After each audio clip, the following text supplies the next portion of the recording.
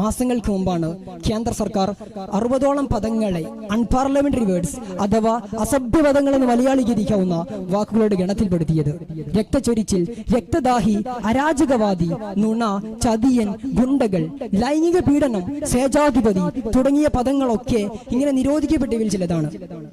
ഭരണകൂടത്തിന്റെ തെറ്റായ നയങ്ങൾക്കെതിരെ പ്രതിപക്ഷത്തിരിക്കുന്നവർക്ക് പോലും പ്രതിഷേധിക്കാനുള്ള അല്ലെങ്കിൽ പ്രതികരിക്കാനുള്ള അവകാശത്തെ ഹനിക്കുകയാണ് ഇവിടെ കേന്ദ്ര സർക്കാർ. ഈ വിദ്വേഷ രാഷ്ട്രീയത്തെ ശക്തമായ പ്രതിഷേധത്തിലൂടെ വേരോടെ പിഴുതെറിയാൻ നമുക്ക് സാധിക്കണം. അതിന് വെപ്പൺ പവർ അല്ല വേണ്ടത്, മറിച്ച് സംഘപരിവാറിന്റെ ഒളിയജണ്ടകൾ തിരുത്താൻ ഒരുപാട് ബദലുകൾ നമുക്ക് മുന്നിലുണ്ട്.